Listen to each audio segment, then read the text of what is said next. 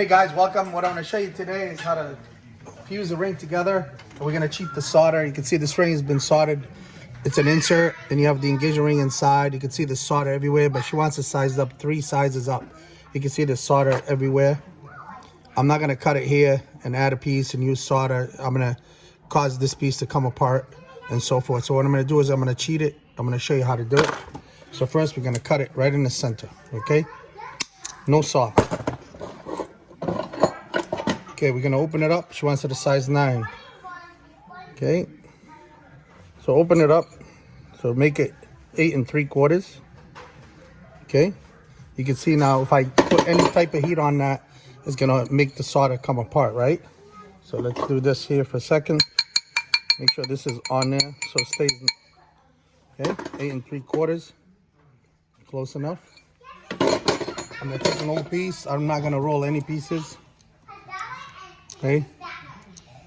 Cut an old ring I made. And we're going to use this to melt it in there.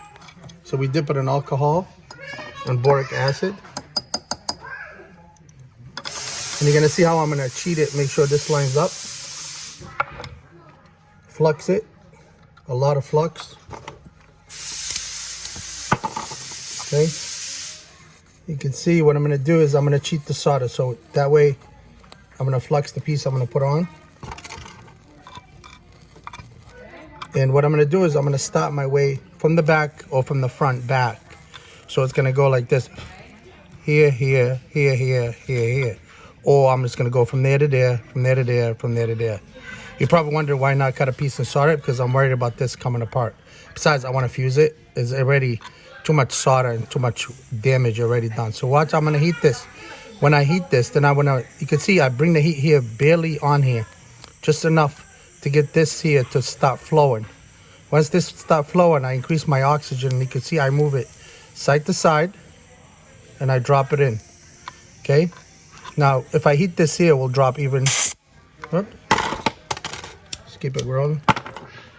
Okay? If I heat this here, you can see by increasing the oxygen right here, you can see it melted in. So I'm going to go from here to there. You can see once I start and I drop it in, you can see, okay? Now it needs a little tiny piece here. If you notice, I didn't even touch. See, I worked my heat. You can see this piece here, tons of solder here, tons of solder here.